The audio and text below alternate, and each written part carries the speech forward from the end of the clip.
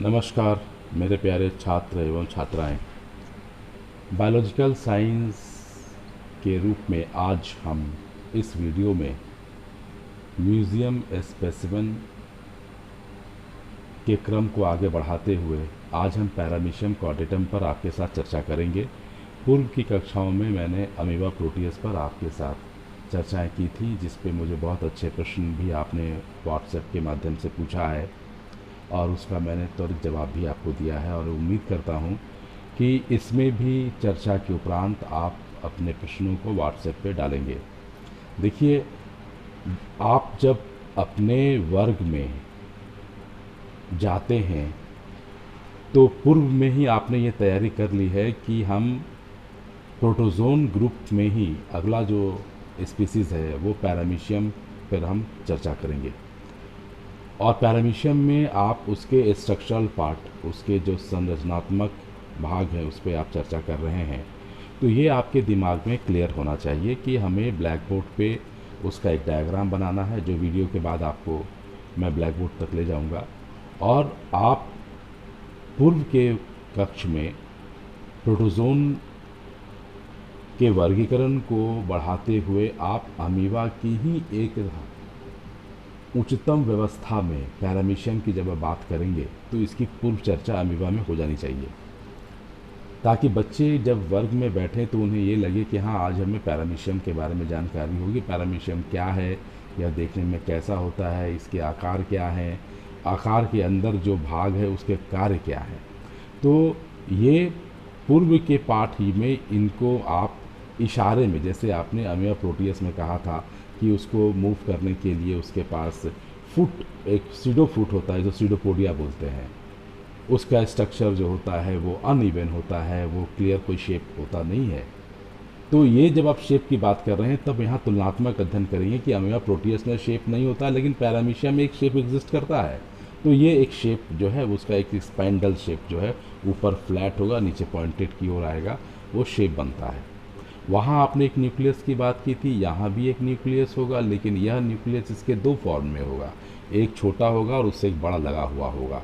तो एक को छोटा है तो माइक्रो बोलेंगे, बड़ा है तो मैक्रो बोलेंगे। अब माइक्रो न्यूक्लियस जो है वो माइटोटिक डिवीज़न, सेल डिवीज़न। अब देखिए, सेल डिवीज़न एक पॉइंट आ गया। अब आप इसको अभ्यास के बिंदु में लिख दीजिए, या पॉइंट टू बी डिस्कस, या जिसका डिस्कशन होना है उसे आप माइटोसिस में बगल के बाएं दाहिने साइड के कॉलम में आप कहीं माइटोसिस लिख दीजिए कि हम माइटोसिस की चर्चा करेंगे। क्योंकि बच्चे पूछेंगे कि माइटोसिस क्या है, तो आपका जो व्याख्यान है वो प्रभावित हो जाएगा, क्योंकि आप फिर चले जाएंगे माइटोसिस में, और माइटोसिस बताने के लिए फिर आपको सेल डिवीज़न बताना होगा। अब सेल डिवीज़न बताएंगे तो फिर मियोसिस आ जाएंगे, तो आपका व्याख्यान उलट जाएगा। तो आप उन बिंदुओं को ब्लैक बोर्ड पर एंट्री कर दें। बेहतर है कि आप उसको अपने दाहिने साइड में एंट्री कर दें। आपकी इच्छा है आप बाएं साइड में एंट्री कर सकते हैं। तो माइक्रो न्यूक्लियस है, चूँकि न्यूक्लियस की बात आपने अमीबा में किया था, और वहाँ वो जा करके दो भाग में नहीं टूटता है, वो एक भाग होता है। लेकिन जैसे जैसे वो आगे के क्रम में जाएगा, वो छोटा और एक बड़ा न्यूक्लियस, माइक्रो न्यूक्लियस और बड़े को मैक्रो न्यूक्लियस बोलते हैं। मैक्रो न्यूक्लियस जो है वो भी विभाजित होता है, जिसको हम ए माइटोसिस कहते हैं। जब आप कोशिका विभाजन पढ़ाएंगे तो कोशिका विभाजन में ए माइटोसिस, माइटोसिस और मियोसिस की चर्चा करेंगे। इसलिए आप अभी केवल ब्लैक बोर्ड में एंट्री कर देंगे, क्योंकि आप पैरामीशियम के स्ट्रक्चरल पार्ट को एक्सप्लेन कर रहे हैं। आपने बताया था पहले कि अमीबा के अंदर साइटोप्लाज्म है, तो यहाँ भी उसका एक लिक्विड पार्ट साइटोप्लाज्म है, लेकिन ये साइटोप्लाज्म दो भाग में बटा है। एक जो दीवाल, जो उसकी जो पैरामीशियम, अगर ये बॉडी हमारा पैरामीशियम है तो इस पैरामीशियम के इनर की तरफ हम आते हैं तो दीवार के पास एक पतला लेयर है जिसको हम एक्टोप्लाज्म कहते हैं, और अंदर की ओर एक डेंस पार्ट है जिसको एंडोप्लाज्म कहते हैं। और एंडोप्लाज्म के पास ही न्यूक्लियस होंगे या इंपॉर्टेंट बॉडी पार्ट्स होंगे। अच्छा, ये पैरामीशियम है, चूँकि इसका फाइलम प्रोटोजोन है और क्लास इसके बॉडी के चारों ओर पतला थ्रेड लाइक सीलिया होता है, सीलियरी मूवमेंट, वो सीलियरी मूवमेंट करता है। जैसे कभी कभी आप देखेंगे कि आपके यहाँ पे ट्रैकिया रीजन्स पे हल्का एक सीलियरी एपिथेलियल टिश्यूज़ का लाइनिंग होता है, और जब आप कभी उसमें अगर कभी आप खांसते हैं या कोई इन्फेक्शन आता है तो वहीं पर वो रिस्पॉन्स आता है। तो सीलिया के बाहर में होने के कारण इसका क्लास सिलिएटा है और सिलिया से ही वो मूव करता है, तो मूवमेंट इसका आगे की ओर होगा और पीछे की ओर भी होगा। तो effective stroke and recovery stroke, effective stroke में आगे की ओर जाएगा और रिकवरी स्ट्रोक में वो नीचे से आगे की ओर आएगा। तो ये आगे की ओर जाने के लिए इफेक्टिव स्ट्रोक और उसको अपने पोजीशन पर लाने के लिए रिकवरी स्ट्रोक। जैसे हम लोग के शरीर में हम लोग पाँव हैं, एक पाँव से चलते हैं, तो ये हुआ इफेक्टिव हुआ, ये रिकवरी हुआ, इफेक्टिव हुआ, रिकवरी हुआ।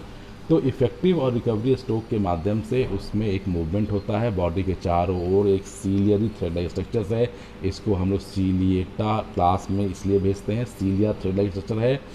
और यहीं पर बॉडी के पास एक स्ट्रक्चरल पार्ट मेंटेन करने के लिए, डिफेंसिव पार्ट मेंटेन के लिए ट्राइकोसिस्ट, जिसके क्लासिफिकेशन में जाएंगे तो वो 3 लेयर स्ट्रक्चर्स में बना होता है, वो डिफेंसिव पार्ट के लिए और शिप के लिए भी है। आप देखेंगे कि पैरामीशियम का ऊपर का पार्ट जो होता है वो ब्लंट होता है और वही नीचे का पार्ट जो पॉइंटेड है वहाँ पर साइड में कहीं से भी कॉन्ट्रैक्ट होकर वो टूट करके एनल पार्ट बना लेता है, क्योंकि उसके बॉडी के ठीक बीचों बीच नहीं तो उसके 1/2 पार्ट में एक ओरल पार्ट होता है जहाँ से वो अपने फूड को थ्रू द वाटर वेव ले आता है और उसके अंदर कॉन्ट्रैक्टाइल वैक्यूल्स हैं। और आपको अमीबा मैंने बताया था कि कॉन्ट्रैक्टाइल वैक्यूल्स चूँकि वो कॉन्ट्रैक्ट करता है ओपन स्पेस लाइक स्ट्रक्चर से, उसमें जैसे ही कोई फूड आता है, इसका फूड तो बैक्टीरिया होता है, तो जैसे ही फूड आएगा उसको वो पकड़ लेगा। तो अब ये कॉन्ट्रैक्टाइल वैक्यूल फूड वैक्यूल्स के रूप में जाना जाएगा।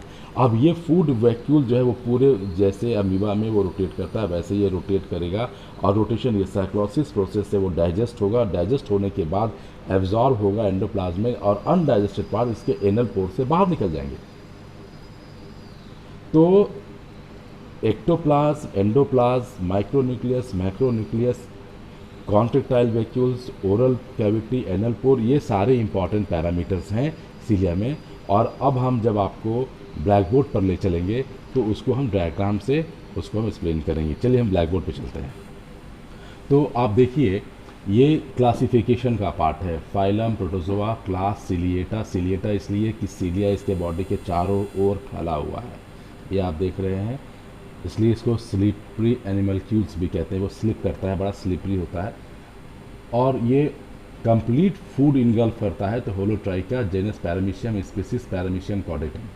अब आप ये देखिए, ये इसका पतला थ्रेड लाइक स्ट्रक्चर देख रहे हैं आप, ये सेलुलर मेम्ब्रेन स्ट्रक्चर, ये इसका वॉल है, सेल मेम्ब्रेनस पार्ट है और यहीं पर सीलिया है और इसी सीलिया के बीच में ये ट्राइकोसिस्ट है जो इसके स्ट्रक्चर को मेंटेन करता है, इसको डिफेंस भी देता है। अब जैसे अब आगे आएंगे यहाँ पर एक पतला सा जेल लाइक स्ट्रक्चर है जिसको हम लोग एक्टोप्लाज्म बोलते हैं और यही जब डेंस होता है तो यहाँ एंडोप्लाज्म है। ये एंडोप्लाज्म डेंस इसलिए होता है कि जब फूड बाहर से थ्रू वाटर यहाँ से मूव करता है ओरल कैविटी से और जब अंदर पुश आउट होता है तो इसका ये फूड कॉन्ट्रैक्टाइल वैक्यूल्स ने इसको ले लिया, तो अब ये फूड वैक्यूल्स हो जाएगा। अब ये पूरा अंदर में जो डेंस है तो इसके एक साइक्लोसिस मूवमेंट, ये यहाँ आएंगे, यहाँ से ऐसे ऐसे ऐसे ऐसे मूव करते करते ये ऐसे ऐसे मूव करेगा, मूव करते करते करते करते जब ये डाइजेस्ट भी होगा, एब्जॉर्ब भी होगा और यहाँ आकर किसी भी पॉइंट पे यहाँ से वो पॉइंट ब्रेक करेगा और ये बाहर की ओर एक्सपेंड हो जाएगा। तो ये इसका एक डाइजेस्टिव प्रोसेस है और ये कॉन्ट्रैक्टाइल वैक्यूल जो है वो ऑस्मो रेगुलेशन का इसलिए काम करता है जो उसके एक डाइजेस्टिव मैकेनिज्म्स में और एक्सक्रीशन का सबसे इम्पॉर्टेंट पैरामीटर्स भी है। अब यहाँ आप देखिए न्यूक्लियस, ये न्यूक्लियस 2 पार्ट में, एक माइक्रो न्यूक्लियस है जो छोटा सा पार्ट है और एक मैक्रो न्यूक्लियस है और यही न्यूक्लियस बाद में इसका एक ट्रांसफर डिवीज़न होगा और ये पैरामीशियम जो है वो 2 भाग में बढ़ जाता है। अगले वीडियो में हम इससे संबंधित कुछ अन्य क्रियाओं पर चर्चा करेंगे, तब तक